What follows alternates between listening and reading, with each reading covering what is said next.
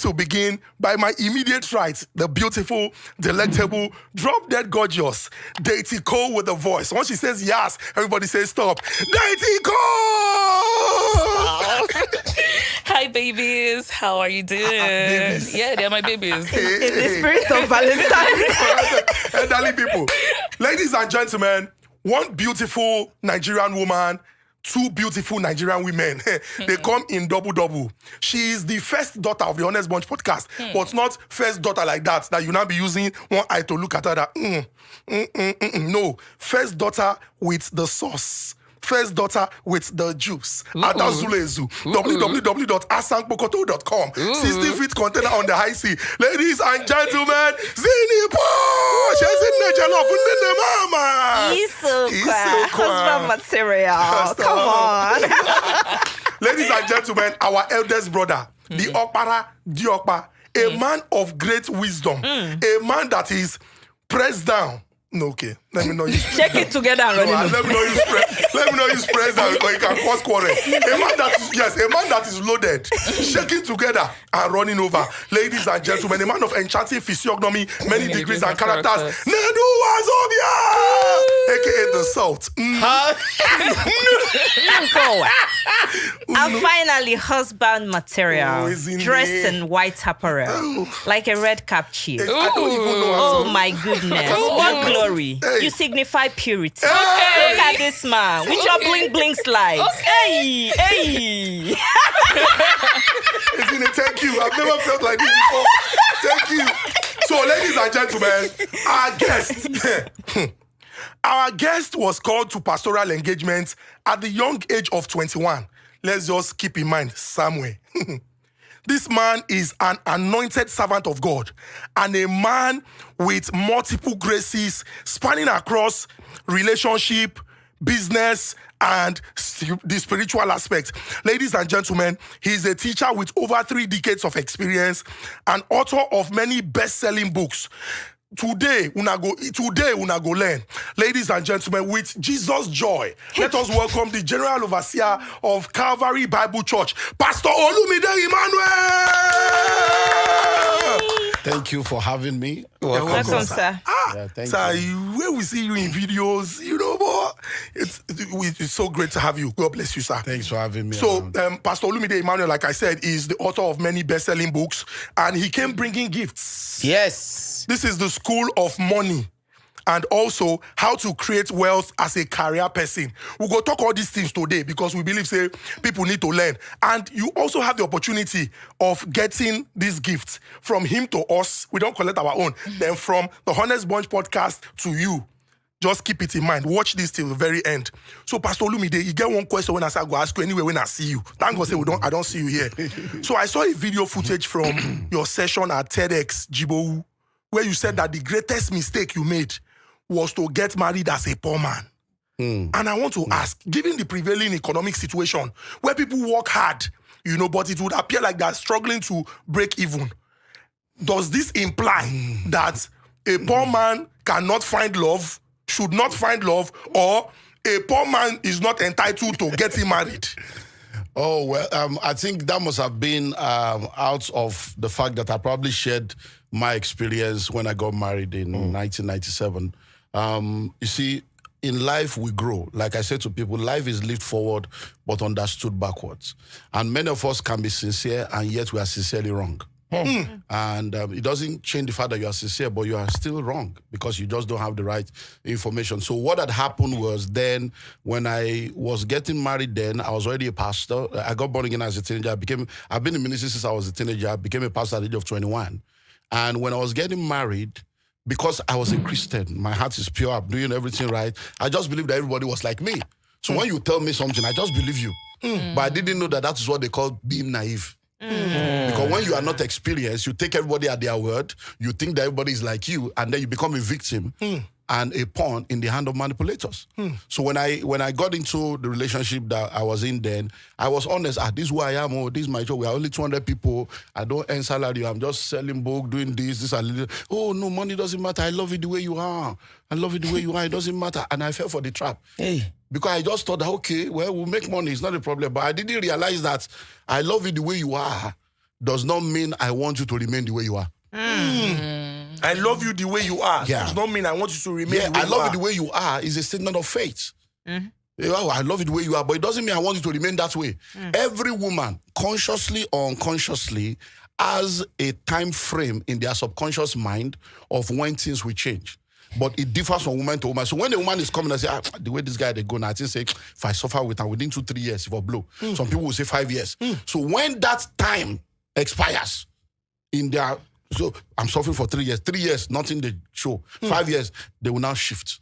So because they have that, so one, so you mean now so good a day? You mean I'm going to just be like this all my life? Then depending on which age they are in again, if midlife crisis enter, plus all this comparison, na double wala. So what I was saying was that if I had the opportunity to do it again, I will not believe in that. To say, I love you the way you are, because I now got in there to realize that there's no romance without finance.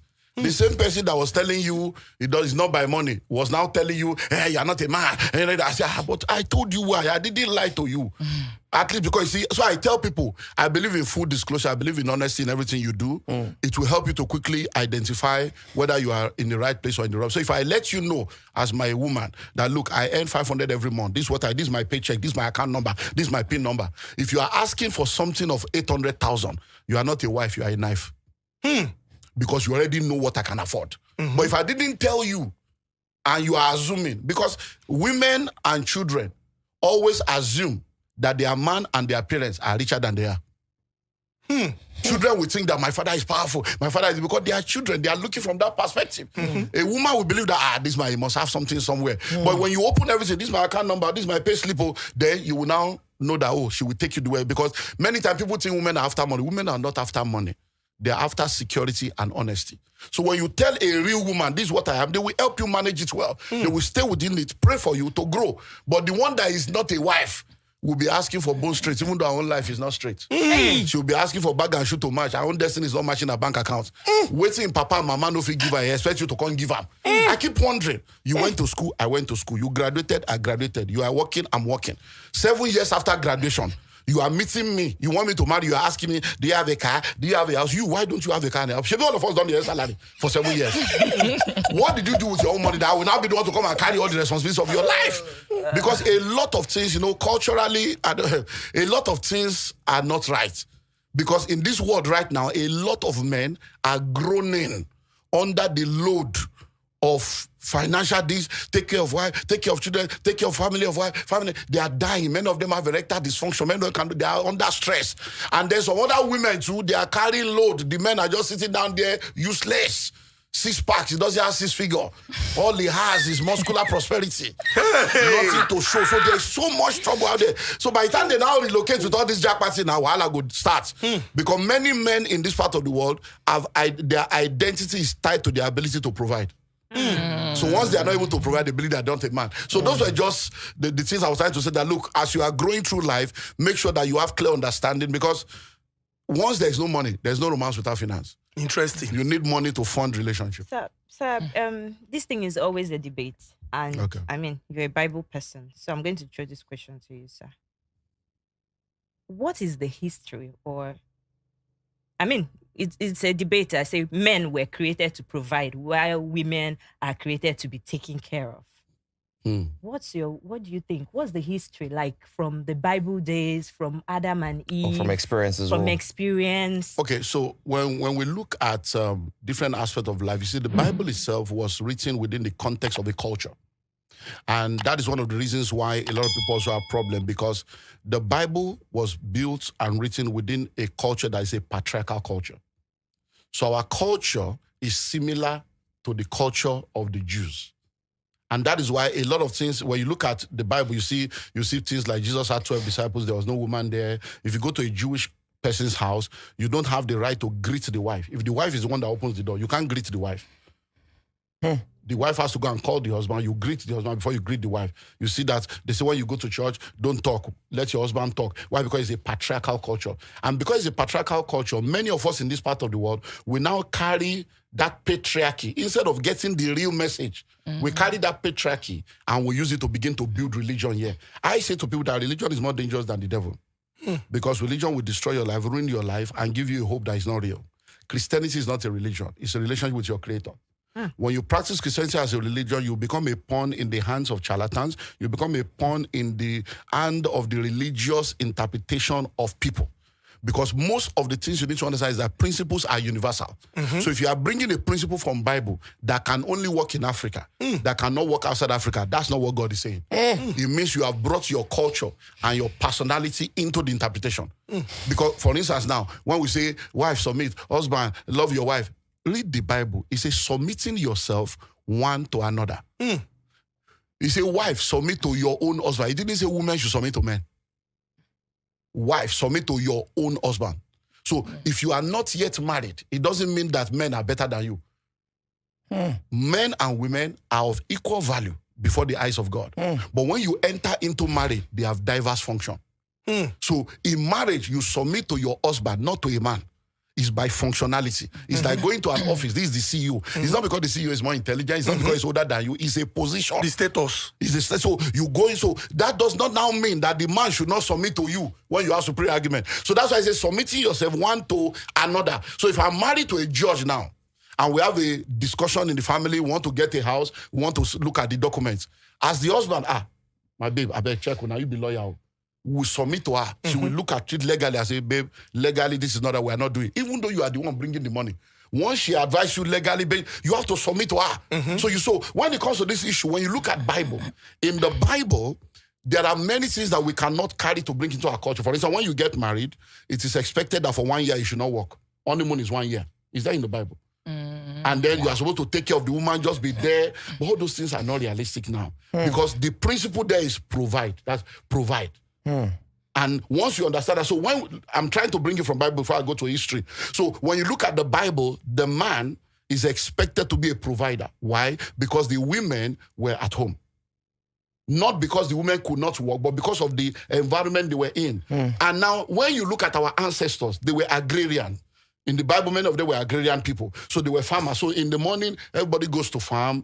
And now you see in the book, School of Money, I wrote all these things are in the book actually, the evolution of money. How we move from the hunter-gatherer stage to the agrarian change to the industrial revolution, everything, so that people will understand. Now, in those days, people had multiple wives.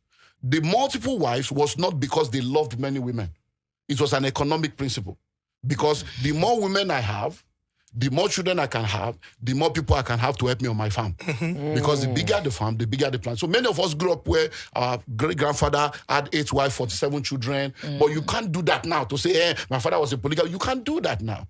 You need to understand that, okay, let me give you biblical exegesis. Let me explain Bible to you so that you can take that as a principle. Because I like dealing with principles. So that wherever you are, you just take the principle and you're able to operate it. Because the only reason why we see anywhere you go, apple is apple, orange is orange, is because there is a principle called the seed principle. So if you put that seed, it will produce the same result. So I go to principle. So what is the Bible? The Bible is the word of God written in the word of men in history.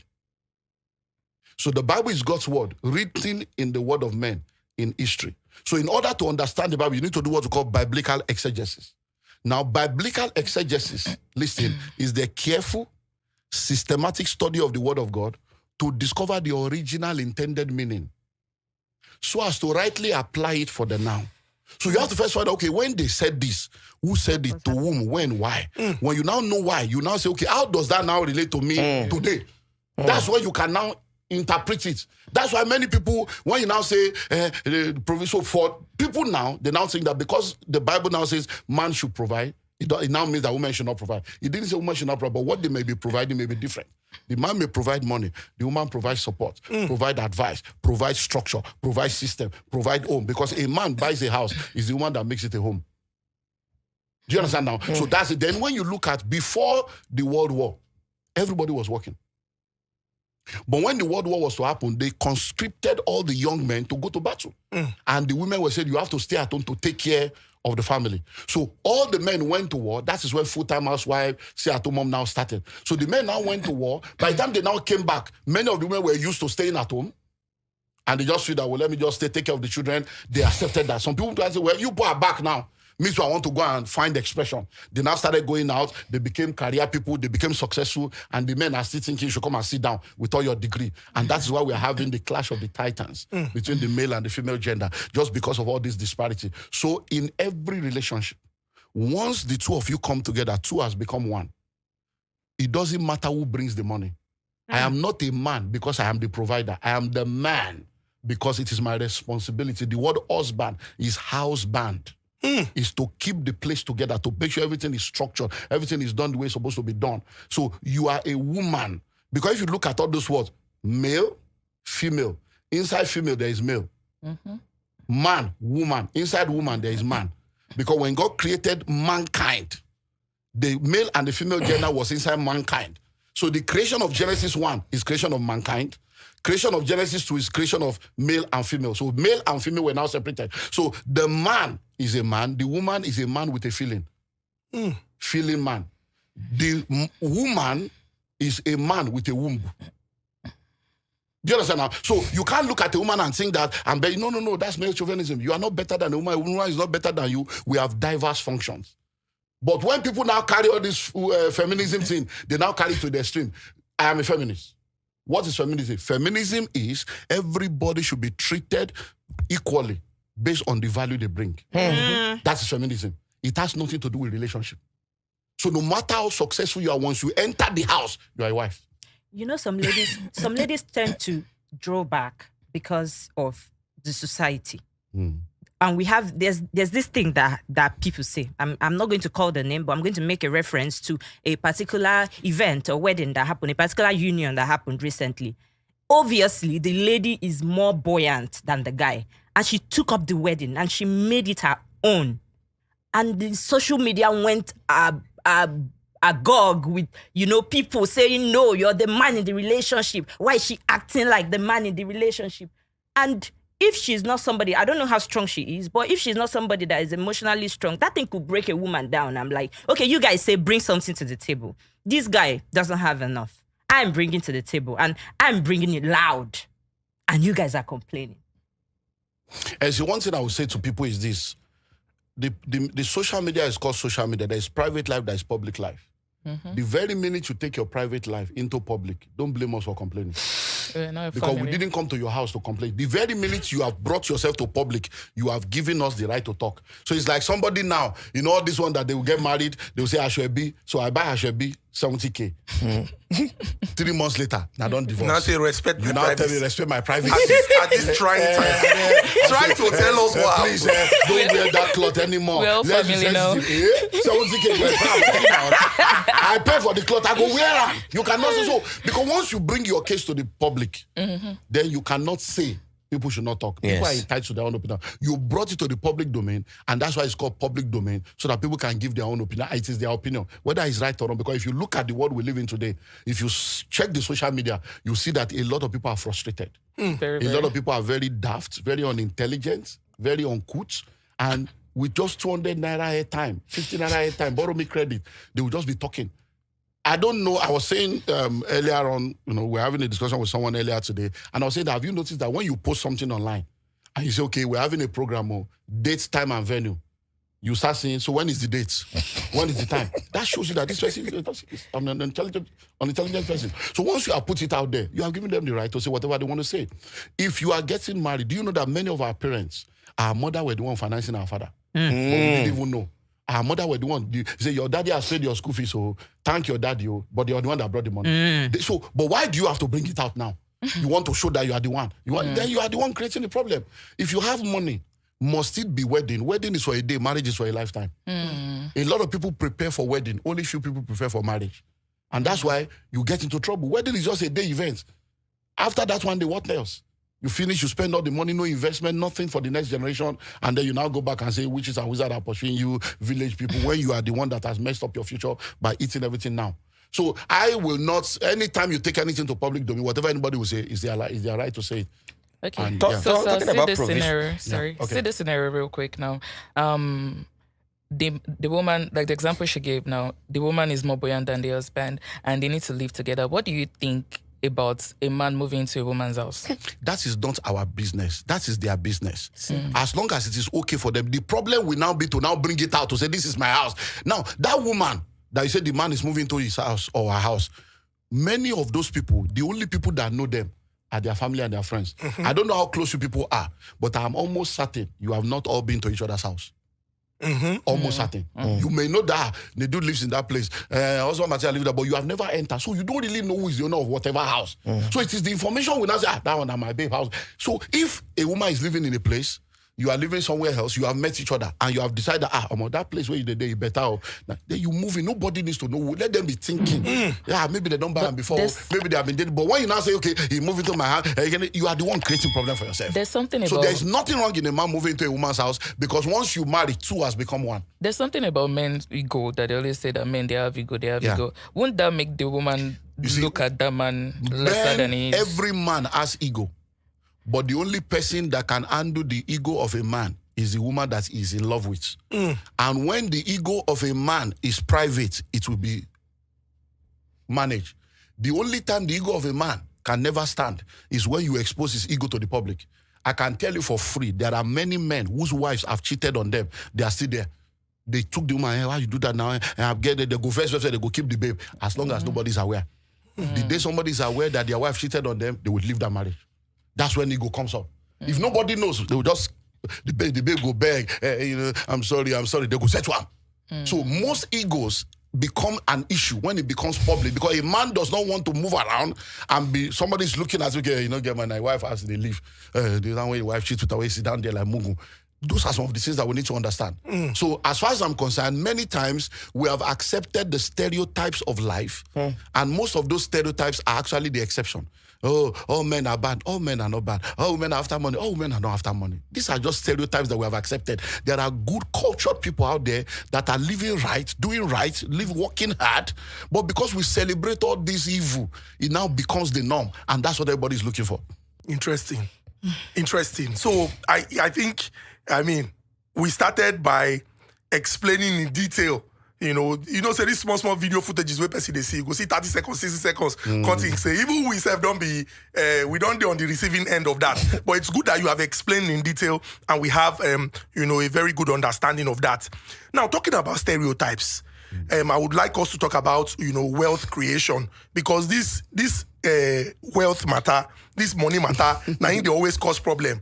You have also explained, provision, and how culturally you look at the man, for example, and say you are the one that is supposed to do this, you are the one that is supposed to do that. Even Bible even say, there's a part that say, I don't understand 100%, where it says a man that cannot provide is worse than infidel. So a lot of people use it against their husbands. But that's not what that Bible is saying. Those are the things that you see. That's not what it's saying. So I don't know, for just open Bible. Because you see, many times we read all those things. You see, the Bible is talking about different things. So when you look at Bible, the Bible talks about widows. Okay. And the Bible talks about different kind of widows. Okay. It says that there are widows that are young. If you are still young, go and remarry. Don't carry all your problem to church. Okay. But if you are a old widow that is so old, you cannot marry again, let your family take care of you. But if you don't have any family, let the church now take care of you. Okay. Because if you have family, he that cannot take care of his own household is worse than an infidel. So if you have people within your family that you have the ability to help, and you are not helping them, you are worse than an unbeliever, because the Bible says that if a man comes to you to ask for bread and you have it, don't tell him to go and come back tomorrow. Give it to him.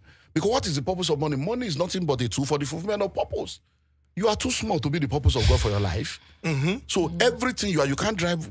Can you drive 3 cars at the same time? You will drive one to enter the second one. You can't sleep on more than one bed. You have to remove one to. So any money you have is two. So to now carry either can I take it? We just create unnecessary problem for ourselves, because that's the narrative that people have pushed. Once two people have come together, that's one unit. Therefore shall a man leave his father and mother and cleave to his wife. They two shall become one flesh. Once you have become one, any money that comes into that family is the household income. Whether it comes through the man or through the woman, it doesn't matter. Household income. But now say your money is our money, my money is my money. No. Any money that comes is our money. It's the household income. Now, whether the money comes through the man or through the woman, it's not anybody's business. It's our household income. It's like Nigerian budget. But now, a lot of women say, I'm the only one working. The man is not bringing anything. His salary is small. I have more money. Okay, will you rather that none of you have money? That you are poor and he's poor? If God is through you bringing in the money, at least we are happy that money is coming to the family. And then we are working on ensuring that his own life also becomes better. Because why is it easy for you to chop his money when you are jobless, but you cannot chop your own when you have the money? Do you understand now? Yes. A man will pick up a woman that is jobless, no school. You go polish the babe, send and go school, pay school fees, take care of her, take care of her family. That is okay. But a woman cannot pick a man and sponsor the man through and help the man. The only woman we don't owe 9 go feed do. Even when the man send the girl go school, the girl will come outside and say, you're not my style. You are not my style. You are not my style. You know how many people don't cry for church? We don't spend money for the baby because you are not educated. You mentioned something before we get into, because when we go talk still plenty. Husband material was even going somewhere with finances. Before he comes to the finances, you mentioned something that in the old times that a lot of people get married to more than one woman so that they can have more people in their household and get more money and all those things. Now, and also you mentioned that the Bible says that two will come together and become one. All those people, they become one with this person, one with this person, one with this person, they'll become 5 wives. What do you have to say about that? In our culture, like I said again, when you look at the Bible, you look at the Old Testament, you look at the New Testament. So in the Old Testament, you see a lot of things that are pronounced. In the New Testament, they are not very pronounced. So for instance, a lot of people look at the patriarchs and they say, oh, they are polygamists. This one had 3 wives, this one had 4 wives. But you see, I'm a Bible scholar, so I tell people, don't just read and then jump into conclusion. So when they say this person has 3 wives, 4 wives, how did he have 3, 4 wives? So you say, for instance now, they say, is Abraham a polygamist? Was he really a polygamist? Who is a polygamist? So we begin to go into all kinds of things that we should not even go. So Abraham had 1 wife. And side chick. That 1 wife now came and said, this girl, make him come become surrogate mother. Okay. And the girl came and became a surrogate mother. So there were now 2 women that have a child for him. He didn't marry a second wife. Okay. He married 1 wife. The girl was brought in as a surrogate. And then he continued to courtship with the babe. When it was time for the babe to move, the woman said, "Now me bring her. It's time for her to go." Abraham said, "No, if you go, because the thing done sweet him." When he went to go, God said, "You didn't consult me in the first time. When she brought the girl, you should have come to consult me. Should I? I would have told you, polygamy is not my plan. This same woman will born for you. But you listened to her, so you must go and listen again. Send this woman away." When the first wife and only wife died, Sarah, he now married another one. Do you understand? So he was not a polygamist in the sense that he married 3, 4 wives and kept all of them. So many times when we look at, I can go on each of the patriarchs, Abraham, Isaac, I can go on and explain. Many times we just read it and we just want to see what we want to see, because waiting there inside you. Solomon, go. Now you go, they look for. Now, let's go to Solomon. So the Bible says Solomon had how many wives and how many concubines? 300 wives, 700 concubines. 1,000. Think of divide 1,000 by 365 days. And think of, is that so? Well, let's not go into but for me. So did they lie in that? Is that account a lie? No, it's not a lie. It's Zobo. They garnish it. Did they garnish it? It's not a lie. It's exaggerated. Is their belief? When they say, for instance, now you know someone, and the person, let's say, like you were saying earlier, that he doesn't have statistics. I don't know whether it was on the show before. Now, if for instance that somebody is, maybe we are 7 friends. Out of the 7 friends, maybe 3 don't enter. They enter the babe. And then maybe we know 1 or 2 other people for streets we don't pass by. Then they can now say that girl, she sleeps around. Yes. You don't sleep with everybody. Yes. But it's not actually everybody. Yes. So when it comes to the issue of people saying they want multiple wives or whatever, 1 woman is enough. One woman is enough. That's why when you now come into the New Testament, you see that it says anyone, because even in the New Testament, people have multiple women. That's why he said that if anyone now choose that you want to be a pastor, That's when you must be a husband of the one husband of woman. one wife. Well, that means that there were people that had multiple women. Yes. But you cannot be having more that you're not conscious you won't come collect title again. Say, no, if you will now carry down your madness, reach church. No, you must be. Which means it was a normal thing for them to do it then. But if you want to become pastor, It's their you culture. must have It's a only one cultural woman. thing. Don't forget that both the Jews and the Islam, don't forget that Ishmael and Isaac, that is Muslim and Christian. The same father. It's the same. So, and they can marry 4 wives. So those cultures allow a lot of things. They have earrings, they have all kinds of stuff. So one thing you need to understand is don't copy the wrong thing. Copy the right thing and look at the principle. We have one wife, and you say one wife is not enough. Most of the time, what you are thinking you are looking for is not there. Most of the time, you have 80% in your woman. You are looking for 20% that she doesn't have. And nobody is perfect. You now see somebody outside that has the 20%. 20%, yeah. The 20% can't enter your high. You can't go leave 80, go pursue 20. When you now reach outside, you now discover that one get 20, but she don't get 80. You now start feeling that I need to go back to where I'm going, because the grass is not greener on the other side. If you water your garden, it will grow. If you don't have what you love what you have. Breaking transmission, we have some very good news for you. Over to you. Hey guys, my name is Adedoyin from Workman. I'm the social media strategist at Workman. And so far, we see the love, we see the support, we see the word of encouragement and heads up you give us on our social media page. And this is our way of saying thank you to you and giving back to you in our own little way. So we're giving free AC servicing to 5 people in Lagos and Abuja, and this is all you have to do. Follow us on all our social media pages, Instagram, Facebook, Twitter, at Workman HQ. Download the Workman app on your Google Play Store or App Store and complete your registration and send us a DM of your profile as a proof. We're going to be picking 5 winners at random, but remember, first come, first serve. Thank you very much for the love so far. And this Workman is without the letter O. Yeah, without the Yes, O, Workman, WRKMAN. So even after Valentine, you are still spoiling people. Ew. So very simple. All you need to do, follow the 3 steps that you've heard her, and the Lord will smile on you. And is only for those in Abuja and Lagos. If you're not in Abuja and you're in Abuja environment, travel to Abuja. If you're not in Lagos and in Lagos environs, travel to Lagos. Now back to the episode.